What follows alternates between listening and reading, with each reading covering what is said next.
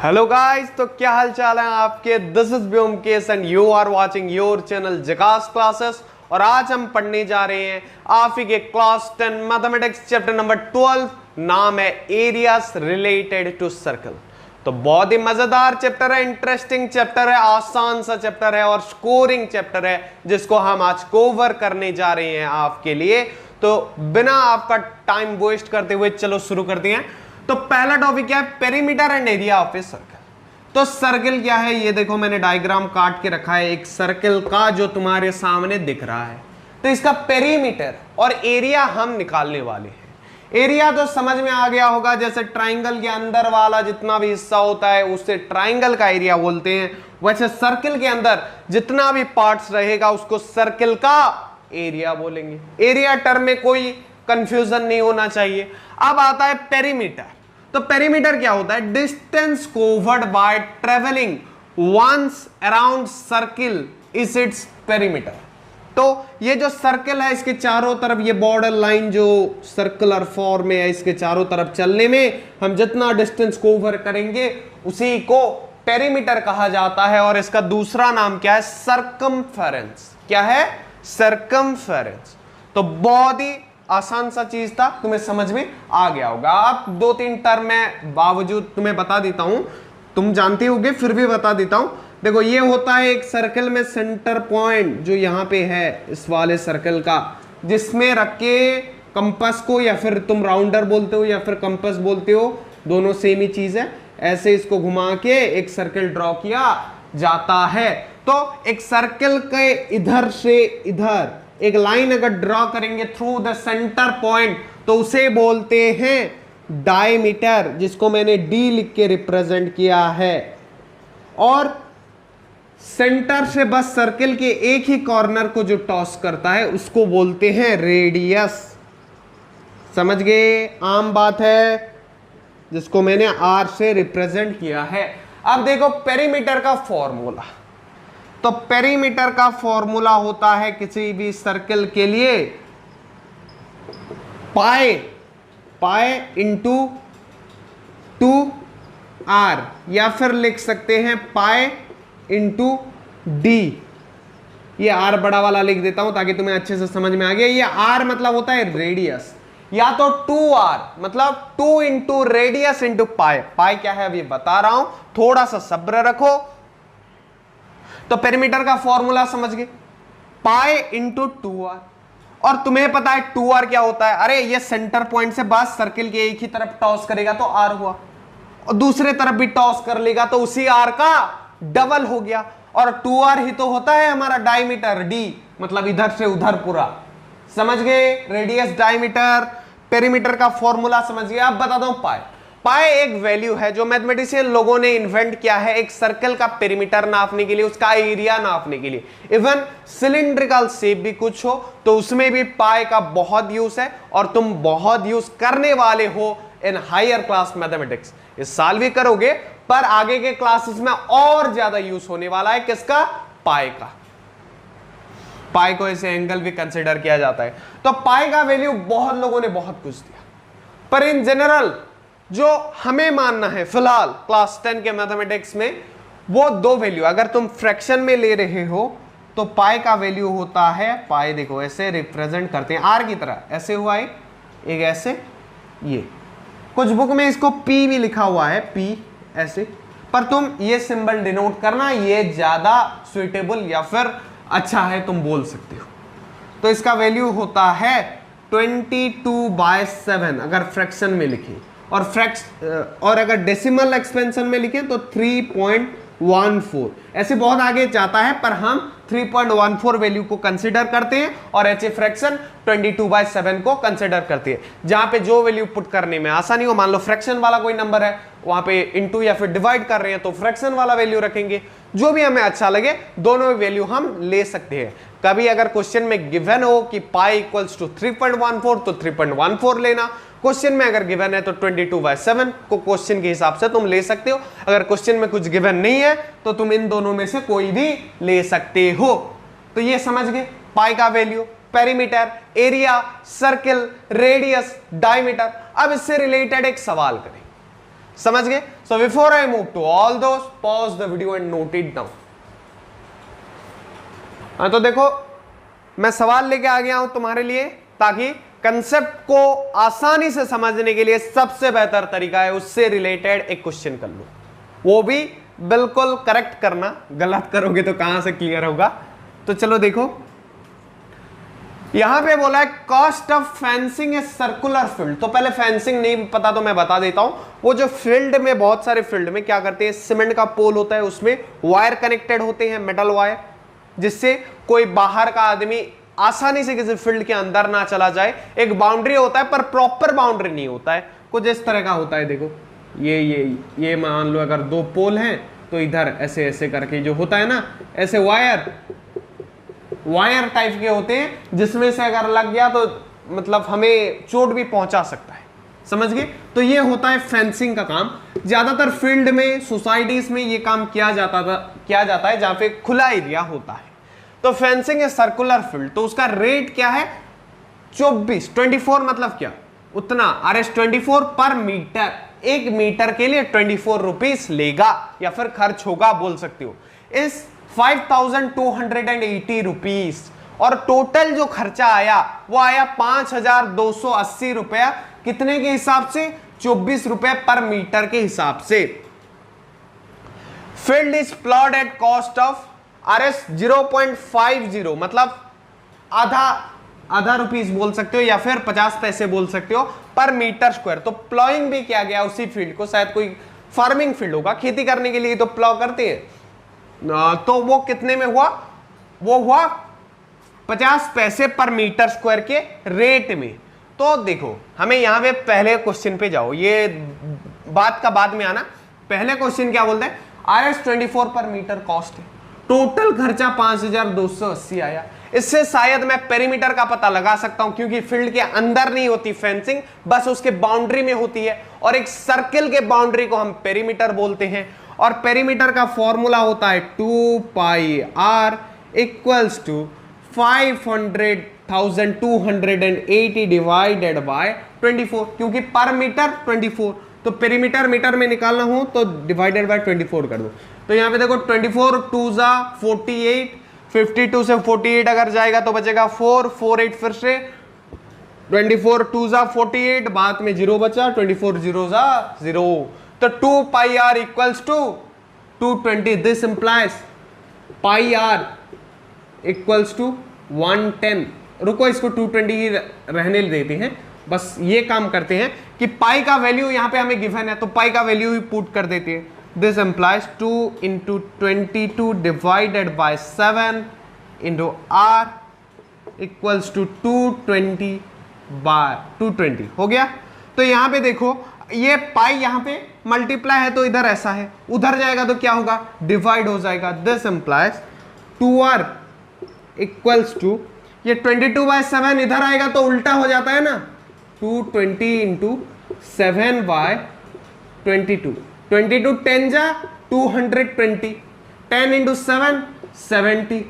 This implies 2r का value 70 है। This implies r equals to 70/2 that is equals to 35 metre. तो हमें r का वैल्यू पता चल गया। और ये टर्म तुम्हें पता होगा, एरिया का formula for a circle πr square. हम मैंने इंट्रो में नहीं बताया, बुक में भी इंट्रो में नहीं दिया है, पर ये बेसिक सी बात है, बच्चा जानता है जो ज्योमेट्री करता है कि सर्कल के एरिया का फॉर्मूला नहीं पता था तो याद कर लो। एरिया इक्वल्स टू, चलो लिख देता हूं, πr स्क्वायर। यहां पे पाई का वैल्यू कितना दिया है हमें? 22/7 इंटू r कितना दिया है? 35 इंटू 35 का स्क्वायर, r का स्क्वायर है ना, तो 35 का स्क्वायर क्या होता है? 35 इंटू 35, तो 7 5 जा 35, 5 इंटू 35 इंटू 22। ये जितना भी एरिया का सवाल करेगा, चलो मैं तुम्हें थोड़ा टाइम देता हूं, इससे पहले तुम थोड़ा कैलकुलेट कर दो कि कितना आएगा उसका रिजल्ट। तो 22 इंटू 35 इंटू 35 करो, 22 इंटू 5 इंटू 35 करो, क्योंकि 7 से हमने काट दिया है। तो ये डायरेक्ट तुम क्या करना, इंटू 0.50 कर दो, इंटू पॉइंट, ये जितना भी आया आंसर को यहां रहने दो। और हमें तो क्या निकालना है? एरिया तो निकालना नहीं है, हमें कॉस्ट ऑफ प्लॉइंग निकालना है। तो प्लॉइंग में पर एरिया में कितना खर्चा हो रहा है, इतना मीटर स्क्वायर, चलो लिख देता हूं मैं। तो पर मीटर स्क्वायर 0.50, तो चलो डायरेक्ट मल्टीप्लाई करते हैं, कॉस्ट ऑफ प्लॉइंग, जितना डायरेक्ट कर सको उतना अच्छा है क्योंकि टाइम बचता है, इक्वल्स टू 22 इंटू ये 35, 5 बन गया था 7 से डिवाइड होके, 5 into 35 into 0.50 equals to 1925 rupees. ये रुपीस होता है, ये वाला लोगो, ये जो लोगो होता है ये रुपीस का लोगो होता है, ये होता है डॉलर का लोगो, ये सब जानना पड़ेगा तुम्हें, ये डॉलर का लोगो, समझ गए, ये रुपीस का लोगो, बाकी सब जानने की जरूरत ज्यादा नहीं पड़ती। तो कॉस्ट ऑफ प्लॉइंग कितना आ गया, जो एरिया निकला 22 इंटू 5 इंटू 35, और प्लॉइंग क्या था, पर एरिया पर मीटर स्क्वायर हमें आधा रुपया लगता था या फिर 50 पैसे लगता था, तो 0.50, तो हमें मिल गया 1925 एज आवर आंसर, जो कि बिल्कुल सही है। तो before I move to the next topic, pause the video, note it down, और इसी के साथ मैंने अब जितना इंट्रो दिया ना वो कंसेप्ट खत्म हो जाना चाहिए। So pause the video and note it down. तो चलो नेक्स्ट टॉपिक देखते हैं, सेक्टर ऑफ ए सर्कल। तो एक सर्कल में सेक्टर क्या होता है सर, सेक्टर 36 वो जो होता है कॉलोनी में, वो क्या होता है, वो भी एक पार्ट होता है, यहां पे भी सर्कल का एक पार्ट बोल सकते हो। देखो मैंने एक सर्कल ड्रॉ किया, इसके सेंटर पॉइंट को मान लो मैं O नाम दे देता हूं, दो रेडियस ड्रॉ करता हूं एक ही सेंटर से, मान लो OA एक ड्रॉ किया, OB एक ड्रॉ किया, उसको ज्वाइन करने के बाद एक पिज्जा का पीस की तरह एक पीस बन जा रहा है, उसी को सेक्टर कहा जाता है एक सर्कल का। ये चाहे छोटा हो सकता है, अगर मैं यहां से रेडियस ड्रॉ कर देता तो मान लो ये OC ज्वाइन कर दिया तो ये वाला सेक्टर बड़ा है, ये टोटल सेक्टर को देखेंगे तो ज्यादा बड़ा है, समझ गए। तो दो रेडियस सेंटर से ज्वाइन होने के बाद, दो रेडियस ड्रॉ करने के बाद उनके बीच जो एरिया आता है वो जो एक फिगर बनाते हैं उसी को सेक्टर कहा जाता है। In sector OAC, in sector OAB, चलो OAB कर, नहीं OAB क्या, हाँ OAB, ये छोटा वाला जो सेक्टर था ये मिटा देते हैं, चलो ये तो बाद में बनाए हैं, मैंने बस तुम्हें समझाने के लिए बना दिया कि कहीं भी तुम ड्रॉ करो हो सकता है, बस यही होगा बोल के, कुछ वैसा नहीं है। तो ये A है, OAB सेक्टर। तो ये जो सेक्टर है यहां पे तुम अगर देख सको तो दो सेक्टर बन रहे, सर अभी एक दिखाई फिर दो बोल दे रहे। देखो ये एक सेक्टर है छोटा वाला, और इधर से पूरा इधर ये भी एक सेक्टर है, समझ पा रहे हो, ये तो एक सेक्टर है, पर ये बड़ा वाला भी एक सेक्टर है। तो जो बड़ा वाला सेक्टर होता है जिसको OAB, ये वाला बड़ा वाला सेक्टर को बोलते हैं मेजर सेक्टर। मेजर सेक्टर मतलब बड़ा वाला सेक्टर। जब भी तुम दो रेडियस ड्रॉ करोगे तो दो सेक्टर फॉर्म होगा, एक बड़ा वाला एक छोटा वाला, समझ गए। तो बड़े वाले को मेजर सेक्टर बोलते हैं और छोटे वाले को माइनर सेक्टर बोलते हैं। अब जबकि हम सर्किल का एरिया निकाल रहे थे तो इसका भी एरिया ऑब्वियसली निकालेंगे। Area of A sector, area of sector OAB, तो इसका एरिया निकालने के लिए वही पाई R स्क्वायर, R तो पता है, ये रेडियस ड्रॉ किए तो नहीं पता होगा क्या, R पता है, पाई का वैल्यू 22/7 या फिर 3.14 पाई R का स्क्वायर। उसके साथ साथ हमें और एक चीज की नीड होती है, ये वाला एंगल।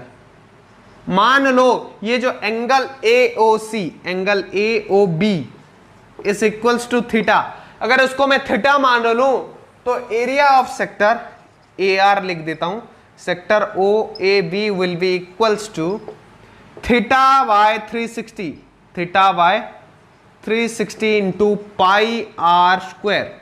तो ये होता है सेक्टर का एरिया निकालने का फॉर्मूला, जो भी उसके बीच एंगल होगा। अगर बड़ा वाला सेक्टर निकालना हो तो ये वाला एंगल मान लो बीटा है, ये बड़ा वाला एंगल ये जो टोटल है तो वो beta by 360 into pi R square.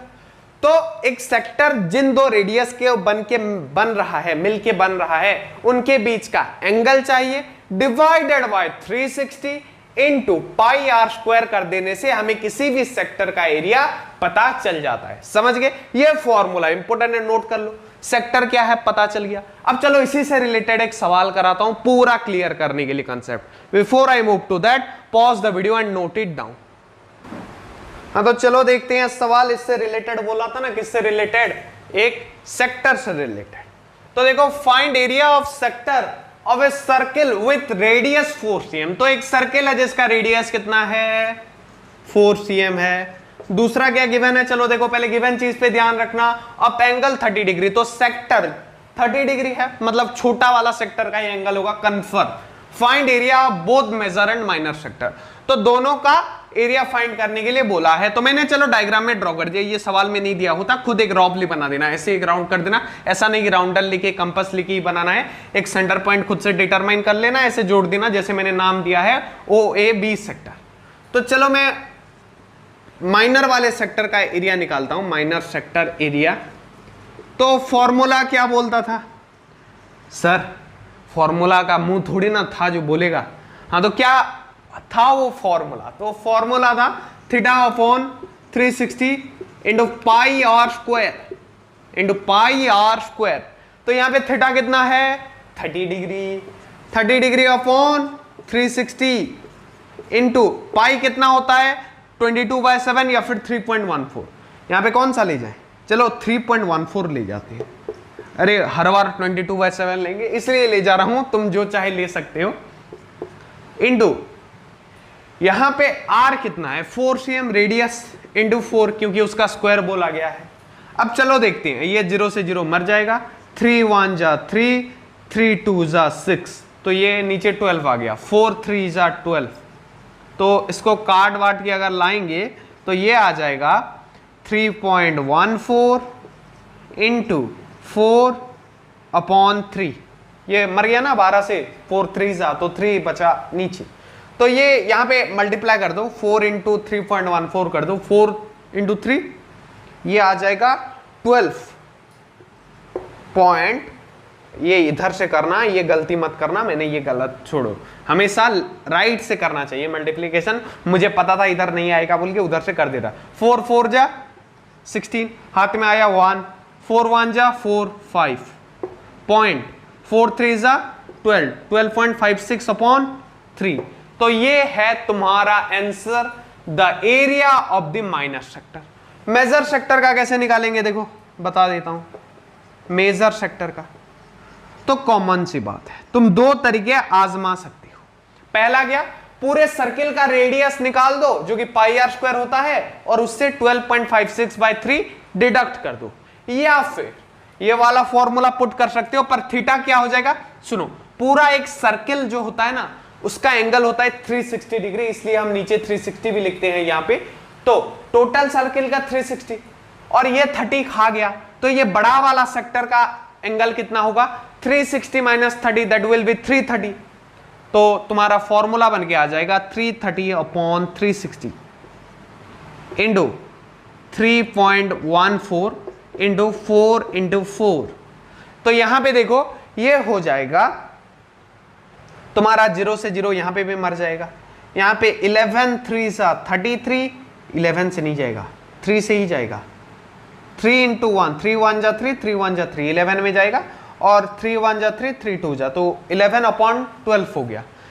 तो 4 3 जा ये चला जाएगा, 4 3 जा, तो ये आ जाएगा 11 इंटू 3.14 इंटू 4/3। तो इसको मल्टीप्लाई कर देने पर जो आंसर निकलेगा वो हो जाएगा। तो मैं बता देता हूं, तो 44 इंटू 3.14 हो जाएगा। सुनो, ये तुम्हारा होमवर्क समझ सकते हो, ये थोड़ा सा कैलकुलेशन कर दो, क्योंकि तुम एग्जाम में भी वैसे कैलकुलेशन करने वाले हो। अगर तुम्हारा कैलकुलेशन सही है कि नहीं अगर चेक करना चाहते हो तो मैं तुम्हें आंसर बता सकता हूं कि ये अप्रॉक्स जो नीचे वाला होगा वो 46.1 cm चला आएगा। कितना आएगा 46.17, ये आ जाएगा 46.17 cm हो गया। ये तुम्हारा आंसर आना चाहिए। और ऊपर का कितना आ जाएगा, और ऊपर का आ जाएगा 4.19, ये 46.1 cm होगा और 4.19। कैसे ये 4.19 निकला बोल के देखो, 3 में ये 12 को जाएगा, तो 3 4 जा 12, 4 आ गया, उसके बाद पॉइंट आ गया, 3 1 जा 3, और यहां पे बचा कितना 2 और 26, तो 26 कितने में जाएगा तुम खुद हिसाब कर लो। 3 1 जा 3, 26 तो 3 4, ये देखो अलग आएगा। 3 इंटू 26 हो गया ना, तो 9 से तो जाएगा नहीं, 3 8 जा ही आएगा 18। ये 18 होता है, 19 लिख दिए हैं और लंबा जाएगा बोल के, फिर और लंबा खींचेंगे तो 4.18 4.19 जो भी लिखोगे सही आंसर होने वाला है। समझ गए? वो बस राउंड अप किया था बोल के 19 निकल रहा था, हमारा 18 निकलेगा। वैसे इसको भी जब तुम मल्टीप्लाई करके डिवाइड कर दोगे तो यही आंसर निकलना चाहिए, इस या फिर इसके थोड़ा बहुत ऊपर नीचे चलता है पॉइंट वाले मैथमेटिक्स में। ये मैं बता देता हूं क्योंकि पॉइंट किसी का थोड़ा बहुत अलग 19-20, ऐसा नहीं कि किसी का 4.1 और दूसरे का 11 या 12 निकल रहा है, वो नहीं चलता। 4.1 की जगह अगर 4.18 4.2 हो गया, ये चलता है। समझ गए? ये सेम, तो दोनों का एरिया निकालना समझ गए। Next we will move to segment of a circle. Before that pause the video and note it down. The next topic is segment of a circle. पहला क्या पढ़े? सेक्टर। अब देखेंगे सेगमेंट। तो सेगमेंट देखो कैसा होता है, पहले तुम्हें समझना पड़ेगा डायमीटर क्या होता है। समझ गए? अरे ये तो समझे होगे ना पहले से ही डायमीटर। उसके बाद तुम्हें समझना पड़ेगा कॉर्ड क्या होता है। पता है तो बहुत अच्छी बात है, नहीं पता तो मैं बता देता हूं कि जैसे डायमीटर एक सिंगल लाइन है जो सर्किल के क्या बाउंड्री को टॉस करता है through the point of centre, वैसे कॉर्ड ऐसा पॉइंट है जो बिना सेंटर को पास करते हुए ऐसे सर्किल के बॉर्डर को टॉच करता है, चाहे वो ऐसे हो, ये एक कॉर्ड हो गया, ये एक कॉर्ड हो गया, ये एक कॉर्ड हो गया। और मैं बता देता हूं क्या डायमीटर एक कॉर्ड है? हाँ, बट डायमीटर का डेफिनेशन होता है the longest chord of a circle passing through the centre. बस जो कॉर्ड सेंटर के थ्रू पास करता है उसको डायमीटर बोलते हैं, बाकी लोगों को कॉर्ड ही बोलते हैं। तो देखो, समझ गए?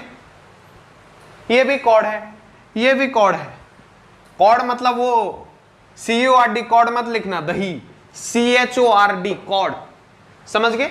ये होता है कॉर्ड। समझ गए? वैसे ये नया एक सर्किल बनाया है, देखो यहां पे एक कॉर्ड मान लो मैं ड्रॉ करता हूं, तो ये कॉर्ड में अगर मैं ये दोनों साइड को ज्वाइन कर दूं, क्या क्या ज्वाइन करूं? दो रेडियस ज्वाइन कर दूं, ये सेंटर है O, तो ये दो ज्वाइन करने के बाद, ये दोनों ज्वाइन करने से पहले कैसा था, पहले नोट करो, ऐसा फिगर था। तो ये वाले जो एरिया है ना जिसने ये एनक्लोज किया इस कॉर्ड ने, इसको बोलते हैं सेगमेंट। और लाइक सेक्टर जो छोटा वाला है उसको माइनर सेगमेंट बोलते हैं, जो बड़ा वाला पार्ट है उसको मेजर सेगमेंट बोलते हैं। ये तो पता होगा, मेजर सेगमेंट मतलब बड़ा वाला और माइनर मतलब छोटा वाला। समझ गए? अब देखो इनको ज्वाइन कर देता हूं। क्यों ज्वाइन करूंगा? तुम्हें CBSE के NCERT बुक ने बोला ना कि सेक्टर का एरिया फाइंड करो, वैसे अब बोलेगा कि सेगमेंट का एरिया फाइंड कर। तो मैं बता देता हूं सीधा पहले से, कोई डरने की बात नहीं है। पर जैसे सेक्टर का सीधा सीधा निकल जाता था ना, इसमें थोड़ा मगजमारी है। मैं बता देता हूं, MCQ टाइप्स हैं बोल के, ये 1 मार्क में तो नहीं आ सकता, because the process will be lengthy. ये हम जब बोर्ड्स देते थे उस टाइम ये 3 मार्क्स का आता था यूजुअली, या फिर 5 मार्क का भी 1-2 क्वेश्चन कंबाइन करके 5 में भी भेज देगा। पर 1 मार्क का इम्पॉसिबल है, पर CBSE बोलता है इम्पॉसिबल में होता है I am possible।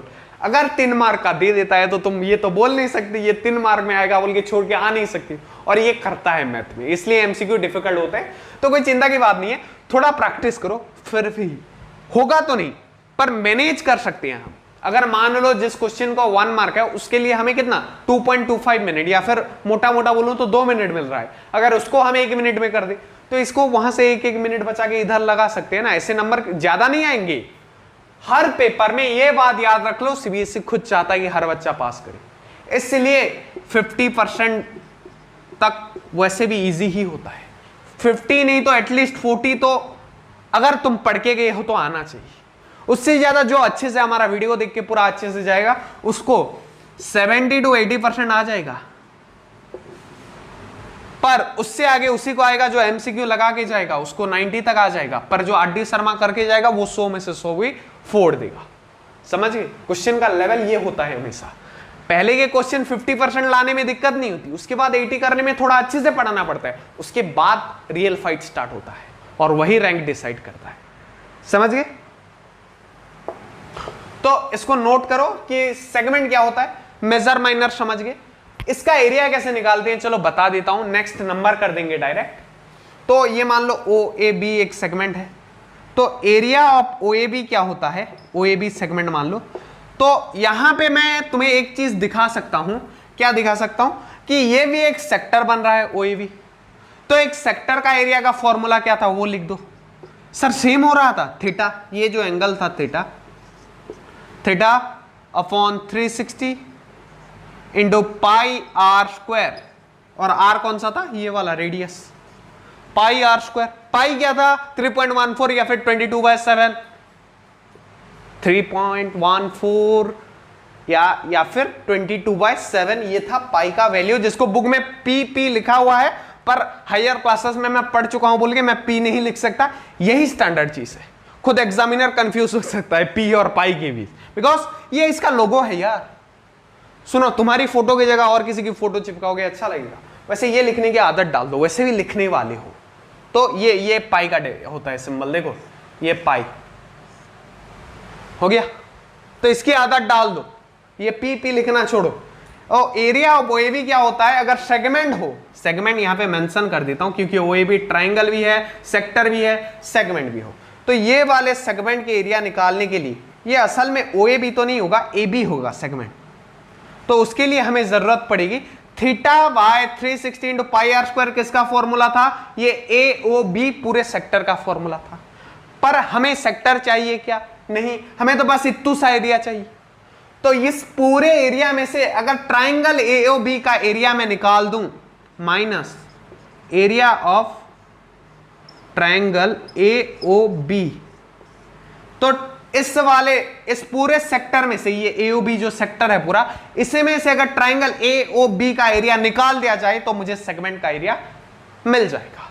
वो कैसे निकालते हैं सर उस ट्राइंगल का एरिया, तो वो क्वेश्चन करके हमें पता चलने वाला है। अब बस ये समझो कि पहले सेक्टर का एरिया निकालना है, उसके बाद ट्राइंगल का एरिया निकालना है, और सेक्टर के एरिया में से ट्राइंगल का एरिया अगर डिडक्ट कर देते हैं तो हमें अपने सेगमेंट का एरिया मिल जाएगा। समझ गए? So before I move to the question, pause the video and note it down. हाँ तो देखो, सवाल बोल रहे थे सर ये कहाँ आ गए, तो बता देता हूं, खुशखबरी है। सिलेबस में से जो तुम्हारा ये वाला पार्ट था ना, जो बड़ा वाला मैं बोल रहा था 5 मार्क में धक्के ले जाते थे, 3 मार्क वाला अभी भी है, बट जो 5 मार्क वाला उसको उड़ा दिया है सीबीएसई ने, कोई जरूरत नहीं है जानने की। तो इस बार सीबीएसई ने पूरा प्रॉपरली सिलेबस पे मेंशन करके रखा है कि अगर सेगमेंट का एरिया वाला क्वेश्चन आया तो या तो एंगल 60 डिग्री होगा या फिर एंगल 90 डिग्री होगा, इससे बाहर का नहीं देगा, क्योंकि उसके लिए ट्रिग्नोमेट्रिक यूज हो जाता है, फिर उसका 2 मार्क, तो 5 मार्क के सवाल बन जाते थे। इसलिए इस बार बोला या तो 60 या तो 90। सर इसमें ऐसा क्या खास है, तो मैं बता देता हूं कि जब एक 90 डिग्री मतलब एक राइट एंगल ट्राइंगल फॉर्म हो जाएगा, तुम्हें पता है एक ट्राइंगल का एरिया का फॉर्मूला क्या होता है, half into base into height, half into base into height. मैं एच नहीं लिखा क्योंकि हाइपोटेनस समझ गए, तो इसलिए डायरेक्ट हाइट लिख दिया। बी का बेस ही होता है और कुछ नहीं हो सकता। तो यहां पे अगर ये राइट एंगल है तो ये दोनों साइड आर हैं, तो एक आर बेस होगा और दूसरा आर क्या होगा, हाइट होगा। तो यहां पे हाफ इंटू आर में 90 डिग्री वाले ट्राइंगल का, तो चलो निकाल देता हूं, ट्राइंगल ए ओ बी का एरिया, तो ये निकल जाएगा हाफ इंटू आर, समझ गए? तो ये कितना हो जाएगा, आर स्क्वायर बाय 2। तो ये होता है एक राइट एंगल ट्राइंगल जो है इस फॉर्मेट में हो, उसके एरिया का फॉर्मूला। और 60 डिग्री में क्या खास है, तो 60 डिग्री का एक चीज याद कर लो, एक 60 डिग्री वाला जो भी ट्राइंगल हो, अगर उसका साइड एस है, अगर उसका एक साइड एस है, यहां पे आर है उसका साइड, जब 60 डिग्री एक एंगल हो जाता है ना, तो एक बात समझ लेना कि इस वाले केस में ये सर्किल के अंदर जो बन रहा है ना 60 डिग्री सेंटर के थ्रू एक उसका पॉइंट जो आ रहा है, इसमें ये ट्राइंगल इक्विलेटरल बन गया। ये ट्राइंगल इक्विलेटरल मतलब इसके तीनों साइड इक्वल, तीनों एंगल इक्वल हो गए। ये मान लो इसको POR देते हैं नाम, POR, ट्राइंगल POR। तो ये इक्विलेटरल बन गए। और हर एक इक्विलेटरल ट्राइंगल का जो हाइट होता है, जो हाइट होता है वो होता है √3/2s, मतलब साइड। तो यहां पे क्या होगा, साइड कितना है यहां पे r, तो इसका हाइट हो जाएगा √3/2r। तो आप निकाल सकते हो इसका एरिया क्या होगा, area of triangle POR is equals to, the area of triangle POR will be half into base कितना है इसका, बेस है PR, नहीं पता चल रहा है, कोई भी एक ले लो, तीनों साइड इक्वल है, इक्विलेटरल ट्राइंगल है, तो हाफ R इंटू √3/2 लिख दिया, √3/2r। समझ गए, ये होता है 60 डिग्री वाले का फॉर्मूला। इसको याद कर लो। सुनो, ये तुम एग्जाम हॉल में करने बैठोगे टाइम लॉस होगा, याद कर लोगे, अभी तुम्हारे पास टाइम है पढ़ने का। एग्जाम हॉल में बस 1.5 घंटे के अंदर तुम्हें कमाल दिखाना है, बस 90 मिनट, कुछ ज्यादा नहीं है। जब एग्जाम हॉल में नाम लिखने के बाद शुरू होगा, यूं खत्म हो जाएगा, पता नहीं चलेगा। ये बात कर रहा हूं मैं मैथ के पेपर की, बाकी पेपर का देते हुए मैथ को जज मत करना, ये टाइम कंज्यूम करता है। तुम तभी मुझे याद करोगे जो जो ये डायलॉग सुने होगे कि सर ने सही कहा था, मैथ के एग्जाम में टाइम थोड़ा जल्दी चलता है, इसलिए जितना हो सके फॉर्मूला याद करने की कोशिश करो, डायरेक्ट पुट करना। तो राइट एंगल के केस में हाफ r²/2 पुट कर देने पर ट्राइंगल का एरिया मिल जाएगा। तो सेगमेंट का एरिया निकालना है, आसान नहीं हो जाएगा। सेगमेंट का एरिया क्या होता है, ये सेक्टर का एरिया माइनस ट्राइंगल का एरिया। वैसे यहां पे भी सेक्टर का एरिया माइनस ट्राइंगल का एरिया में सेगमेंट का एरिया हमें मिल जाएगा। तो 60 डिग्री वाले केस में अलग, 90 डिग्री वाले केस में अलग। मैं बोलूंगा ये फॉर्मूला याद कर लो, फटाक से नंबर होगा, ये वाला और ये वाला, ये डायरेक्ट याद कर लो। ये ड्राइव कर सकते हो, समझ गए हो, मैं मानता हूं, पर जितना ज्यादा फॉर्मूला, यार मैं जेईई मेंस दे चुका हूं, अच्छे नंबर ला चुका हूं, तो एक बात तो तुम्हें बता सकता हूं, वो एमसीक्यू बेस्ट क्वेश्चन होता है, एमसीक्यू बेस्ट टेस्ट होता है। वहां पे ऐसा नहीं कि हमें सवाल का जवाब नहीं पता होता है, हाँ किसी का केस हो सकता है, बट अगर हमारा रैंक डिसाइड होता है ना, वो टाइम अटैक की वजह से, कौन कितने कम टाइम में कितना ज्यादा एमसीक्यू कर पाएगा। और इस बार तुम्हारा टर्म 1 भी वही खेल होगा मैथ के साथ, जेईई मेंस में भी मैथ होता है और वही टाइम कंज्यूम करता है। बोर्ड्स में भी हमारा जितने भी शॉर्ट क्वेश्चन आए थे सब टाइम कंज्यूम ही कर रहे थे, तो समझ लेना। So before I move to the next topic, that is combination, combine करके पढ़ेंगे ये सारे एरिया सर्किल वाले को। So before that pause the video and note it down. तो देखो मैं सवाल पे आ गया, डायरेक्ट टॉपिक को पढ़ाना, सुनो कुछ है नहीं। टॉपिक का नाम है areas of combination of plane figures. तो यहाँ पे ये टॉपिक क्यों दिया गया, यहाँ पे देखो प्लेन फिगर्स क्या होते हैं, सर्किल, स्क्वायर, ट्राइंगल, रेक्टेंगल, ये सारे भी जितने होंगे। तो यहाँ पे दो फिगर्स का कॉम्बिनेशन है। पहले हम सेक्टर सेगमेंट पढ़ेंगे, सर्किल के अंदर आ रहे थे, अभी क्या सर्किल के साथ देखो स्क्वायर एक मिल गया, एक बाहर का स्ट्रक्चर स्क्वायर है, उसके अंदर 4 सर्किल है, तो ये हो गया कॉम्बिनेशन। इससे बनता सवाल बनता है। एक बहुत लंबा एग्जांपल था, उसको मैंने नहीं उठाया, क्यों, क्योंकि इस बार एमसीक्यू की वजह से खुद सीबीएसई लंबा लंबा क्वेश्चन काट रहा है, तो मैं भी वैसे क्वेश्चन ज्यादा कराने की कोशिश कर रहा हूं जिनका प्रोबेबिलिटी एग्जाम में आने का ज्यादा है।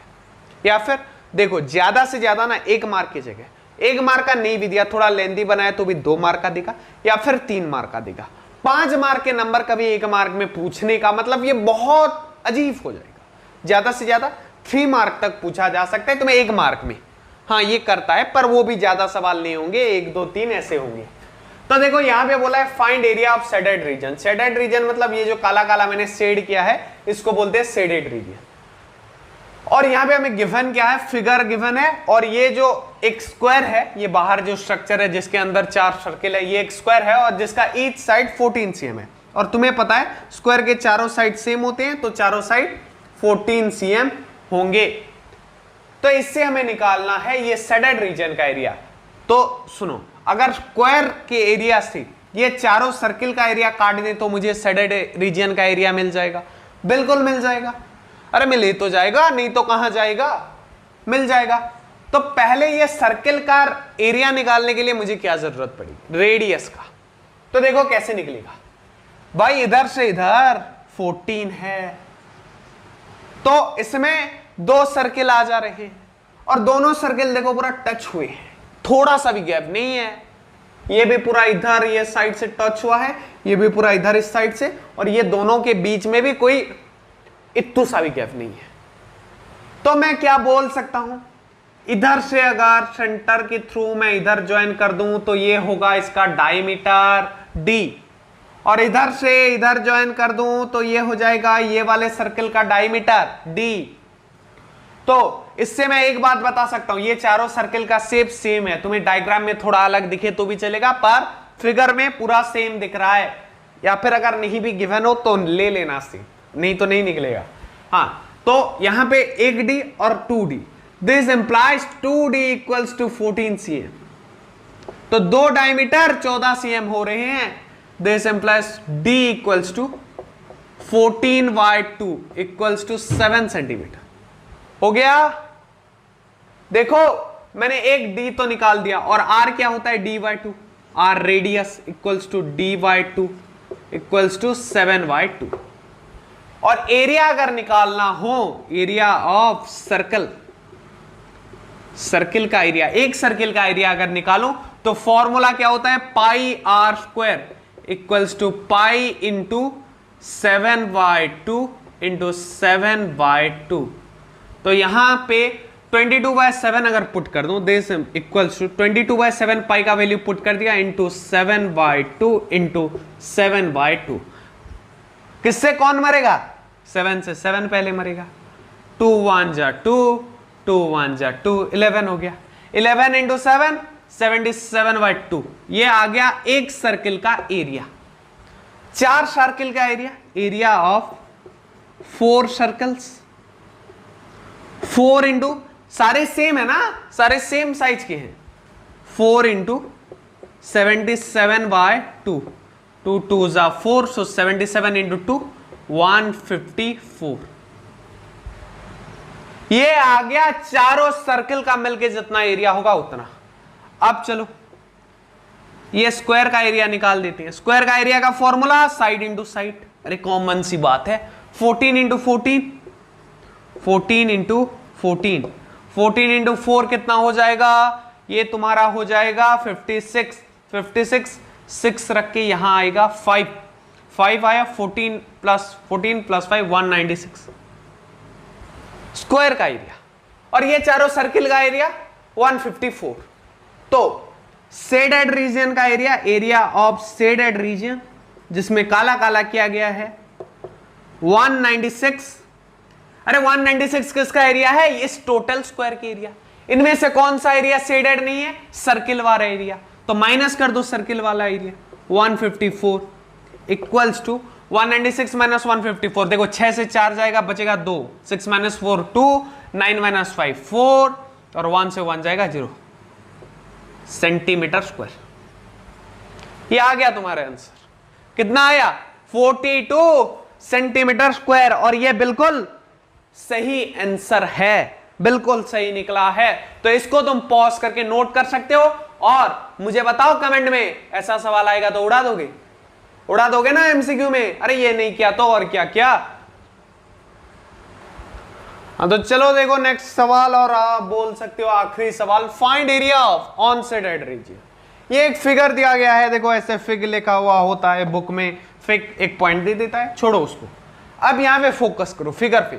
ये एक स्क्वायर है, हैविंग ईच साइड 10 सेंटीमीटर, मतलब चारों साइड 10 से, ये भी 10 cm, ये भी 10 cm, ये भी 10 cm, ये भी 10 cm। इसके अंदर इसके ईच साइड के मिडिल पॉइंट से, मतलब इसका मिडिल पॉइंट अगर ये हुआ, यहां पे ऐसे कंपास रख के मान लो यहां पे रखते हैं, ये भी मिडिल पॉइंट है, तो चारों साइड में से 4 मिडिल पॉइंट मिले। यहां पे ऐसे कंपास रख के एक सेमी सर्किल ड्रॉ किया गया है। देखो ये एक सेमी सर्किल है ऐसे, इससे ये एक सेमी सर्किल बनाया गया है, यहां से ये एक सेमी सर्किल बनाया गया है, और इस वाले मिड पॉइंट से ये एक सेमी सर्किल बनाया गया है, और ये इंटरसेक्ट करके ये फूल वाला फिगर बना रहा है। असल में ये फूल बना करने की कोशिश नहीं है, बल्कि combination of two plane figure, they are square and semi circle. Semi circle देख पा रहे हो ना, ये यहां पे पॉइंट रख के ऐसे यूं खचा, ऐसे यहां पे रख के खचा, ये भी यहां पे से रख के खचा, यहां भी खचा, ऐसे करके 4 सेमी सर्किल हैं। तो देखो ये सेमी सर्किल का, ये जो सेमी सर्किल्स हैं चारों इक्वल हैं, क्योंकि एक स्क्वायर का चारों साइड इक्वल होता है। तो ये सेमी सर्किल के क्या है, डायमीटर है, डी है। तो सेमी सर्किल का डायमीटर कितना है, 10 cm, जो कि एक स्क्वायर का साइड है। तो रेडियस कितना है, 10/2 इक्वल्स टू 5 cm। हो गया। अब हमें क्या बोला है, अनशेडेड रीजन। चलो मार्क कर देते हैं, 1 2 3 4। तो ये क्या है, 4 अनशेडेड रीजन है, 1 2 3 4। हो गया। इनका एरिया हमें मिला के निकालना है। क्या कर सकते हैं, स्क्वायर का एरिया निकाल दें और ये शेडेड का माइनस कर दें, तो हो सकता है बात नहीं होगा। ये तुम्हें आसान लग रहा है, नहीं होगा, ऐसे नहीं होगा। कैसे होगा बता दे रहा हूं, देखो। अगर मैं 1 और 3 एरिया ऑफ 1 + 3 मान लो, तो ये किसके बराबर होगा।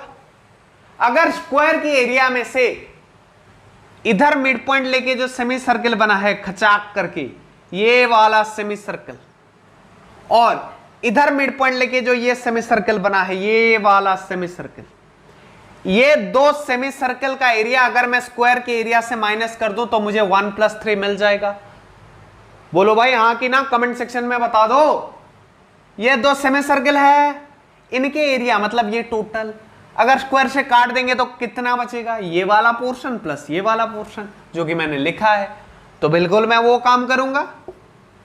और तुम्हें पता है कि स्क्वायर का एरिया कितना होगा, 10 × 10 100 माइनस ये वाले सेमी सर्किल का एरिया, दोनों का सेमी सर्किल का एरिया। और तुम्हें पता है कि चारों सेमी सर्किल, ये 2 क्या 4 के चारों सेमी सर्किल का एरिया सेम होगा, क्योंकि वो एक डायमीटर जो कि 10 cm और एक रेडियस 5 cm पे पले बढ़े हैं, उसी का खाना खा के यहां पे जिंदा बैठे हैं बोल सकते हो, क्योंकि इनका डायमीटर सेम है। समझ गए। तो इनका एरिया क्या होगा, 2 सेमी सर्किल इक्वल के मिल जाएंगे तो एक सर्किल बन जाएगा। और सर्किल के एरिया का फॉर्मूला, और यहां पे एक चीज दिया गया था, पाई इक्वल्स टू 3.14 पुट करो बोल के दिया गया था। तो यहां पे 3.14 पुट करेंगे इंटू 3.14 पाई, आर कितना है 5 इंटू 5। हो गया। अब ये कितना निकलेगा, चलो निकालते हैं। 100 माइनस 5 × 5 25, 25 × 4 100, हाथ में आया 10, 25 1 जा 25 और 10 आया 5, और उसके बाद 0.50 आया, और इधर कितना आया, चलो हिसाब कर देते हैं। 35 था तो 3 आया इधर, 25 3 जा 75, 73 और 75 और 3 78, 78.50। तो 100 से 78.50 निकालने पर आंसर आ जाएगा 21.5 सेंटीमीटर स्क्वायर, जो कि 1 और 3 का एरिया मिला के होगा। तुम्हें पता है कि 1 और 3 का एरिया मिला के जितना है, ये 2 और 4 का एरिया मिला के भी उतना होगा, क्योंकि चारों सेमी सर्किल सेम साइज के हैं। अरे 1 3 निकाले तो ये 2 काटे, 3 4 निकालेंगे ये वाला एक और ये वाला एक, ये 2 काटेंगे, और जो भी सेमी सर्किल हो एरिया तो सेम है। So area of 2 + 4 is also equals to 21.5 centimetre square. हो गया। अब टोटल अनशेडेड रीजन का एरिया कितना होगा, इन दोनों को मिला देंगे उतना होगा। अनशेडेड रीजन, शेडेड रीजन का एरिया हो जाएगा 21.5 × 2 या फिर 21.5 + 21.5, दैट इज इक्वल्स टू कितना हो जाएगा यार, 21 + 21 42 और 0.5 43 सेंटीमीटर स्क्वायर। ये यूनिट लगाना मत भूलना। नहीं, इस बार तो एमसीक्यू होगा, भूल गए तो भी क्या, ऑप्शन में तो दिया ही रहेगा, ऑप्शन के बाहर तो लिखना नहीं है। अगर यहां पे पूछता कि शेडेड एरिया का शेडेड रीजन का एरिया निकालो बोलता, यहां पे अनशेडेड दिया है। अगर मान लो शेडेड का एरिया बोलता तो क्या होगा, बस इतना करना है, उसके बाद ये शेडेड लिख के स्क्वायर से, स्क्वायर के एरिया से अगर अनशेडेड माइनस कर देंगे तो कौन बचेगा, शेडेड वाला। So 100 minus 43 equals to 77 centimetre square. ये हो जाएगा शेडेड रीजन का एरिया। अरे ये भयंकर हो गया, देखो ये मैं जानबूझ के करके गया, ये से ऐसे करके मिस्टेक हो जाते हैं और आधा नंबर कट जाते हैं, इसलिए मैं चला भी गया। जो बच्चे लिख लिए होंगे, जो बोल रहे होंगे कि सर ने गलत किया है, तुम सही हो, मैं जानबूझ के इसलिए छोड़ के गया था ताकि तुम्हें इस मिस्टेक को अच्छे से देख सको। अरे 100 से 43 ऐसे अच्छे से पूरा सवाल कर देंगे, लॉजिक लगा देंगे, लास्ट में ऐसा मिस्टेक करके खत्म, मार्क चला जाएगा। तो हर एक स्टेप को ध्यान से करना है, कहीं भी जल्दबाजी नहीं करनी है। सो 100 माइनस 43 57 सेंटीमीटर स्क्वायर, समझ गए। तो इसी के साथ, अरे मैं जानबूझ के गया था, क्यों, वरना मैं चैप्टर खत्म बोल के नहीं जाता, जानबूझ के लौटूंगा बोल के वैसे चला गया था। हाँ, तो इसी के साथ तुम्हारा चैप्टर होता है खत्म। तो मुझे लेना पड़ेगा तुमसे विदा, तुम्हारे इस बार क्लास 10, क्लास 9, अरे क्लास 6 से लेके 10 तक मैथ साइंस कंप्लीट मैं ही कराऊंगा। टर्म 1 का कोर्स तो बहुत जल्द खत्म भी हो जाएगा, उसके बाद एमसीक्यू भी इस चैनल पे मिलेगा, तुम्हारे अपने चैनल पे सारा कुछ करेंगे। और जो जकास क्लासेस से पढ़ेंगे वही एग्जाम में 95 प्लस फोड़ेंगे। तो इसी के साथ मैं लेता हूं तुमसे विदा, मिलते हैं अगले वीडियोस में। तब तक पढ़ते रहो, जकास क्लासेस देखते रहो। जय हिंद, वंदे मातरम। और पॉज करके नोट भी करते रहो।